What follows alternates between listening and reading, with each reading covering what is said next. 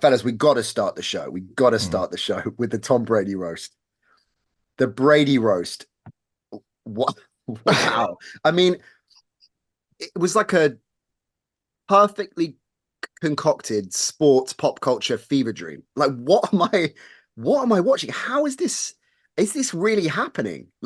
And for me, from as you both know, and I'm sure a lot of the gang at home now, I've got this love of the Rat Pack and Sinatra and Dean Martin and Vegas in the 60s. Roast kind of began with that crew, right? And the great Don Rickles. Rickles, of Mm. course, in for many years a stand-up and an expert at roast. It was in Casino, Don Rickles, if you go check that out. Roasts have been something I've known about for a long time. I'm fascinated with that golden era and roasts peaking, and then it had a renaissance, of course, and latterly in the last 15, 20 years, and certain channels getting behind it, but then they've kind of faded. And obviously, with the world we're in now, a lot of the kind of comedy that would be accepted at roasts of yesteryear, maybe not so much now. And then this appears on Netflix with just some of the. I mean, where should we start? Where should we start with this? What did you both think when you saw like the first bits of footage of the Brady roast? Propo, what did you make of it all? Uh, honestly, it's one of the most surreal things I think I've ever experienced. Like, I Yeah, don't think I ever thought that on my 2024 bingo card there would be Tom Brady making a 9/11 joke about Drew Bledsoe getting injured. Do you know what I mean? It's it's just like, how on earth, live on Netflix, did you lot. ever really expect that to happen? I also thought the situation, the fact that you had Tom Brady have to go up to Jeff Ross and stop him at one point about probably one of the most harmless jokes of the whole night, Yeah, just so what making was a that joke about? about, So this was yeah, he made a joke. Ross made a joke about craft and yeah, massage parlors. yeah. Brady rocks up, Ben, kind of like shades of Will Smith and Chris Rock, but kind of rocks up, kind of on all of the all of the different guests that are giving that are roasting Brady. They all sit on the stage. They're kind of podium on the stage, right? So all these guys are kind of sitting around, including Brady, and he just rocks up on over and doesn't make a particularly strong attempt to cover his mic, but tries to Mm-mm. cover his mic, and so you can pick up what he's saying. And it was just along the lines, I can't remember the exact word, but don't do that shit again. Yeah, that. Don't say that Don't shit don't again. say that shit Like again. that's the one thing it seemed to be off limits was Kraft's private life. And usually with a lot of these roasts, you wouldn't say bring up you wouldn't specifically take shots at say somebody's kids as an example. I Which suppose it's they different if didn't. The kids no, were no, off no. limits as well. Yeah, Yeah. exactly. So there's usual kind of like unspoken rules, like unless your kids are all kind of grown up and like They're celebrities there. in their own right. But Yeah. it seemed that for Brady, the one thing that was off limits was Kraft's private life, which I mean, they do have a good relationship. Better Unlike than the Croft and relationship he has Bill. with exactly. Now, Bill Belichick and Robert Kraft kind of it's not like they cleared the air, but they had a moment there on stage. At the Mm. very least, Kraft did point out Bill Belichick's the greatest of all time. They they shared a drink together. It felt like, I mean, that was a kind of spur of the moment thing. That wasn't planned. Julian Edelman was on a podcast the other day talking about in the green room beforehand, Belichick was holding court. Mm. And the thing is that you speak to Mike Carlson about the way that Bill Belichick is, and you see certain interviews with Bill Belichick, and he is a gregarious guy. He'll make jokes, but when he's talking about his football team, he's not like that. But he was there holding court, telling funny stories, and Kraft came in, and apparently the atmosphere just completely changed. And Edelman said he just walked away. He didn't want to be a part of whatever might happen. He said the atmosphere was awful Well, at that Belichick point. sent himself up and in turn had a pop at Kraft by cracking a gag on the Dynasty show, right? Which was a Hmm. hit, perceived as a real hit job on Belichick, or at least he certainly feels that way. It's interesting. I was thinking about the watching the roast of different characters. You mentioned Edelman, who nailed it, Smashed and it. high energy. They had some of the best gags. Also, the Hernandez joke. I don't know. You know, There let were multiple was that references to Crazy, no? Hernandez. was that too far? Like, was that too far? So Brady had one. Brady's one, which I thought was fine, was when Yeah. Brady said the bar for a Patriots tight end was pretty low back then. Block, catch, don't murder. Okay, that's pretty good, right? But the Edelman one, I mean, I was that too far? Oh, Um, It's a roast, isn't it? I mean, that's the problem. Is it's like I think but it's he's I not that there. It's a roast, but the whole yeah. point, well, I would contend, and we saw this, we'll get onto Kardashian in a minute, but the roast is, yeah, the star, Brady, the protagonist, the focal point, they're getting most of the shit, but other people there are gonna Mm. get hit as well. But you're there, that's the point. And okay, it doesn't mean you can't make, I guess, gags about people that aren't there to defend themselves. And the Hernandez gag, for those who didn't hear it, was it was dark and Very was dark.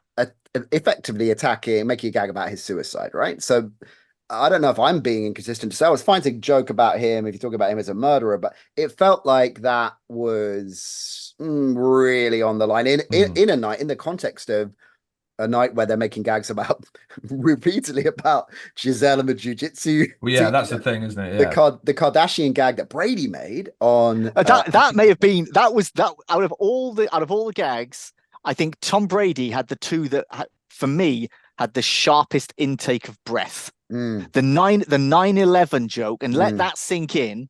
He made a 9/11 joke mm. live on Netflix, and the joke he made about Kim Kardashian and kind of something about her looking nervous, but it's not because Yeah, he of the said, yeah, jokes that she might be looks made. terrified. She looks Yeah, terrified. She's terrified to be here tonight, not because of this, but because her kids are at home with their dad.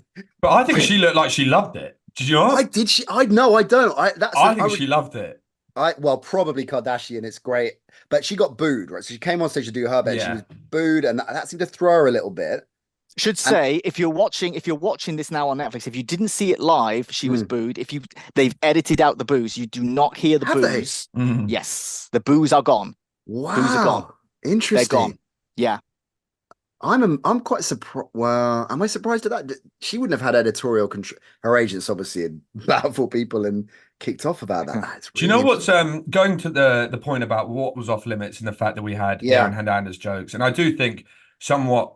I think the difference is, I mean, basically, this felt like, as a lot of people have said on various different podcasts, it felt like a Patriots therapy session, didn't it? It felt like Yeah. that era Yeah. of the Patriots, a therapy session for all of them. And I think obviously not mentioning Aaron Hernandez would kind of take away from that whole concept and that whole idea. I don't think you necessarily needed to mock the fact that he committed suicide, and I think that probably did go a little bit too far. Mm, But I think that kind of sums up just how it sort of, I mean, basically just how bold this whole thing was, the fact mm, that they actually did that. But then I thought that, as we said, like I thought what could go in there and what wasn't allowed to go in there was quite interesting. The fact that you couldn't have Robert Kraft massage parlor jokes, right. and you clearly couldn't have any jokes about like Julian. The only joke that was made about how there is an insane amount of plastic surgery clearly on Tom Brady's face and how his face has completely changed. Yeah. Only one joke was made about that, so that Yeah. clearly was off limits. Yet his stepwife, who again going, sorry, his ex-wife, who again going to your point, wasn't present, Yeah. Sure. was at the butt of all of the jokes. Mm. And if you're going to protect the kids, if Yeah, you're I going to protect the Yeah. disagree. kids, Exactly. The kids are I watching that. Yeah. yeah. Yeah. right. I disagree. I don't think she was the butt of the jokes.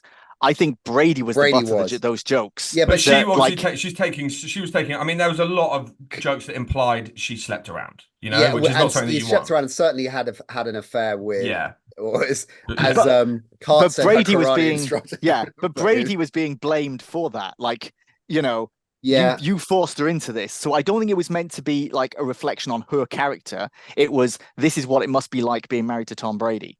I think Hmm. those shots were much more about him than her I think as well, personally. something that I, back in the day, obviously I started out as a stand-up, and this would be a topic of conversation. Like, is there anything that's off limits? Hmm. And a lot of the time, people landed on, or comics landed on, it's not so much of any one subject is off limits per se, but it's the execution of the gag. It's the construct. And in Hmm. the Edelman, and I thought Edelman was great. He was. But the Edelman Hernandez joke, I just felt was just a cheap, nasty guy. Like it just felt like a really, yeah, a cheap, Yeah, nasty gag. And because that's a, to there's a difference, I think. Well, I was just going to say I wasn't. to compare it to it, and this is one of the ones I wanted to get your opinion on that, which is that I thought that Tony Hinchcliffe put Mm, together the best set probably of the night, and I thought yeah. in terms of Ooh, delivery, ooh, ooh. Okay, but carry on. yeah, I Carry think in on. terms of delivery and the way he carried himself the whole way through it, and I thought the construction, a lot of the jokes was arguably one of the best of the night. I think alongside Nikki Glazer, alongside There Bill we go. There we Belichick. go. Mm, Nikki Glazer and Bill Belichick as well. I thought was sensational. yeah, he's But great. I thought that the way Tony Hinchcliffe went about it, I thought his various different jokes were excellent. But then he also made an Aaron Hernandez joke, but it felt like it wasn't, as you said, it wasn't a cheap, nasty joke, and it wasn't really like I don't know. It just felt like it had a different vibe to it in Mm, comparison to the way that Julian Edelman did it, and also the fact that yeah. Tony Hinchcliffe wasn't on the Patriots team during that period as During, yeah, well. exactly. Well, exactly. Yeah, I think you've got to put that context in, and it's the construct of the gag. It's the delivery. So I don't think it's per se. You shouldn't talk about. Uh, there's definitely, I think, a fundamental difference between extramarital affairs and suicide and joking about that. But I accept completely the inconsistency where I'm fine about a gag about Hernandez as a murderer, but it's fine to joke about murder, or it's fine, it's okay to joke about 9/11, but not. So it's a complex thing. But I think you're right, Propo. The delivery, the construct and smartness of the gag. To Ben's point earlier, who is the joke on? I think is often fundamentally important there. You'd often hear old school comics that like Bernard Manning, right, is a good example of this. And I urge you, if you don't know Bernard Manning, go and look up the Mrs. Merton Bernard Manning interview. It's one of the great Carolina Hearn, one of the brilliant takedowns in comedy. He would make unequivocally racist gags, and his defense would be, "Oh yeah, but I joke about everybody. Everyone's fair game." But the jokes were insidious and nasty, and the jokes were not on him or not on a reasonable, fair target. They were on the individual based on their race and ethnicity, and in a really unpleasant way. And I think that's where the line is. You have Jewish comics like Jackie Mason making jokes about his Jewishness, and you can say, well, it's okay for him to do, but it's the construct of it all. I think that differs. And an important thing is that in any of this sort of comedy, it's the idea of punching down. Right. So that with a lot of the Bernard Manning stuff, he would make these racist jokes, and the implication was always like, I'm talking to generally other straight white men about these people who are beneath us. Yeah. That Right. was always the attitude that came across. And if anyone can watch anything that he has done like that and not think that, then I think you're out of your mind. Mm, I would say with the Hernandez thing, I wasn't bothered by any of those jokes, even mm, the suicide one, because I didn't feel it was punching down, Hmm. and I felt the joke was as much on Aaron Hernandez, who was a proper bad guy. Yeah. Like yeah. he was a really nasty person Hmm. and killed people.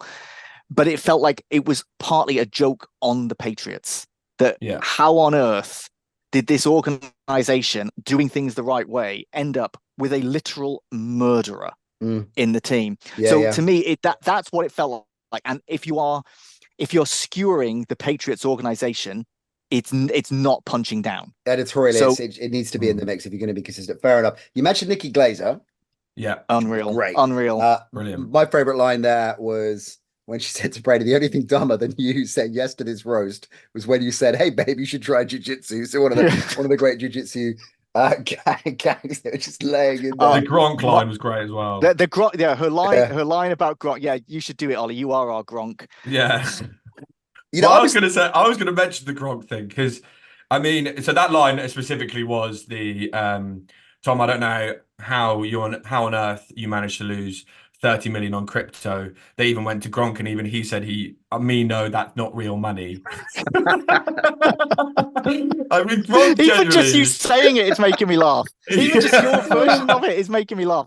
It was that good in the moment. Gronk is, I didn't realize, I always thought it was a bit of an act, you know? I thought it was always, like, I thought the whole Gronk, the idea that he was this absolute cliche of a thick high school football jock, I always thought it was a bit of an act. But I think this night proved that it really, really isn't. Even the fact that he went up there and he even like you thought there was that moment where he showed a bit of self-awareness where he was like that great line where he was like, clearly you all think I'm a dumb piece of shit anyway. And then everyone laughed, and his eyes kind of light up, and he goes, "I just made that up on the spot." But he tells everyone, "I just made that up on the spot." So like anything he clawed back Yeah. from the idea that he actually Burns that it. self-awareness of demonstrating it, he completely loses it. I Yeah. mean, the whole surreal thing, the fact that he managed to go on stage live on Netflix in front of Tom Brady and Bill Belichick and made a joke about Tom Brady anally penetrating Bill Belichick 1,300 miles away from him, whilst Julian Edelman was there to like clean it up or something. And then Kevin Hart was like perfectly. I thought Kevin Hart was excellent as a host at kind of Yeah. summarizing your thoughts after each sort of Yeah. act. And Yeah, after yeah, the Julian Edelman one, I completely was with him. You just after Edelman, after Gronk. You're just like, God, there's a lot of gay and penis jokes here, isn't there? It was, That's a it locker was room, isn't it? It's a, a locker room. yeah, it Yeah, is a lot. locker You room. do Yeah, realize that like the Patriots locker room was essentially the exact same as my under 14s football locker yeah. room, essentially. Like there really wasn't any difference to it. But I thought Gronk actually Yeah. did pretty well considering his clear challenges, shall we say, put it The that way. And he took it all quite well. The jokes he understood anyway, he took all quite well.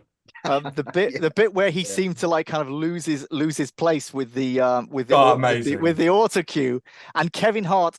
Stand out. The one thing I didn't like that Kevin Hart did was he made a point of telling us again what he'd said to Gronk in that moment. Yeah. We could hear it was on mic, but Gronk's Mm. looking confused, looking up at the screens, and he says, "Gronk, just sound it out, which I was almost wetting myself. So it was disappointed when Kevin Hart came back onto the podium after that and said that he'd said it's like we heard you, but I guess he wouldn't necessarily have known. No, but that's the that thing. we- I think he that- wanted but to. it was perfect at that point. Sound it Spiking out, a sound shot it out. glass with a live crowd right in front of Glass you. went everywhere. With Glass went going everywhere. What- I mean, what honestly, were we how watching? thick do you have? Like, honestly, what were like, the whole thing What was the just hell was completely and that? utterly surreal. And going on, what was that? Sorry, moving on. Unless you got something to say about Gronk.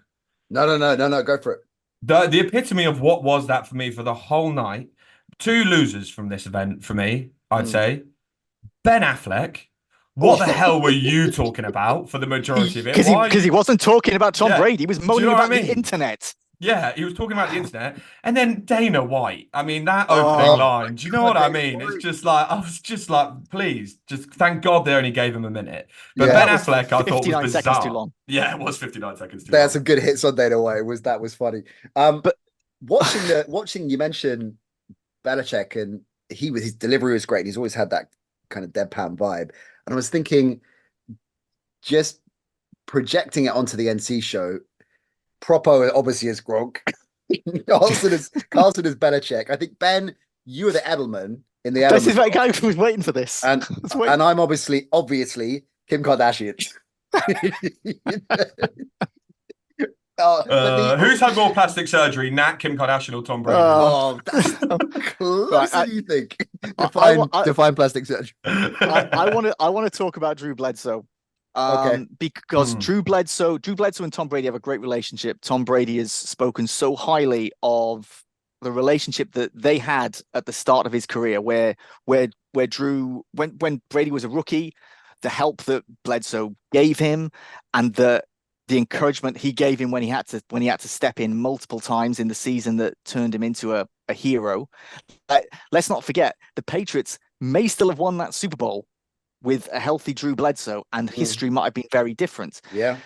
Now, Drew Bledsoe, he knows that he's got a joke about all this, and I get it, and I think he's kind of at peace with it all. But what I feel bad about is that he's had to potentially turn himself into the butt of these jokes when he was a very well-respected quarterback whose only mistake was getting injured at a point where the greatest of all time was on the roster and nobody knew it. And I think Drew Bledsoe did a good job.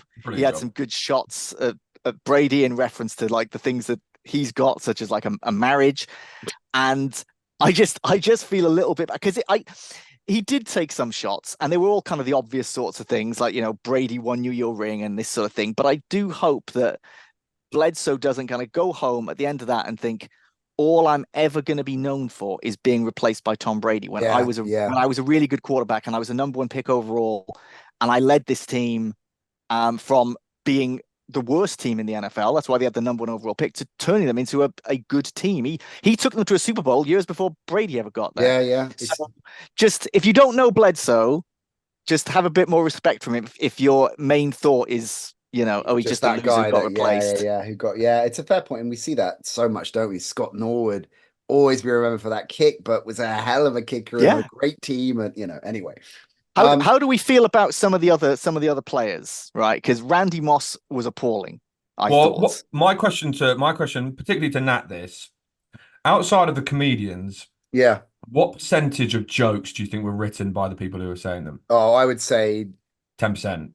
Probably less. Yeah. I would say that almost all of it. I mean, my gut feel is they would have, depending on some of the talent, would have, the non-comedians, the players, anyone else really, including Kardashian, would have either rocked up and been handed these are the gags, or almost certainly would have been given a whole load of them and selected the ones they wanted to do.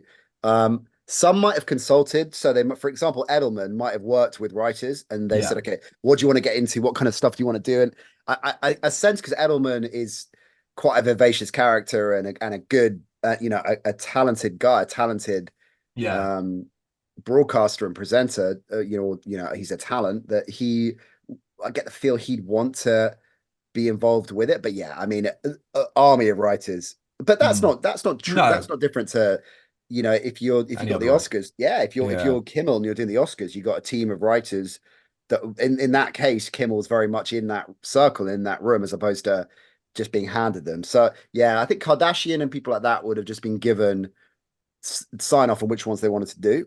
The biggest giveaway again, which highlights just how thick Gronk is, when he was like, I wrote that one. That one I wrote. The thing is, don't say that, Gronk. But that's what Joe Coy did. When you see Joe Coy getting the American stand-up, who got absolutely murdered was it the Golden Globes? I think he did. And he's like one of the biggest stand-ups in America. Right? He's playing arenas, huge. And he anchored the Golden Globes, and it was just a disaster.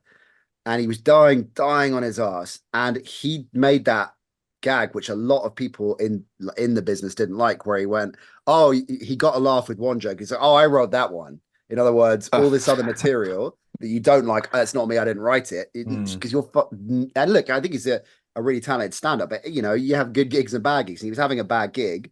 He threw his writing team under the bus there. That's not done. And obviously, writing jokes is a skill in itself, but also, because my assumption, this is while we were watching, we were talking about this, like what would the process have been, and my feeling was that if you want to do it properly, you sit down with, say, Randy Moss or Julian Edelman or Drew Bledsoe or whoever, you get them to start talking about, like, what sort of things would you want to go after, what sort of things are unique to your relationship with him that we can do, right? Who else do you want to bring in? And I thought it was interesting that you had a row of players behind the row of players who were talking. So you had other Patriots legends there who were basically off limits. They were not getting up to speak, and they were not being targeted with jokes. They were sat there enjoying it, but it's like, don't, because apart from Belichick, who decided to just go after Matt Light for like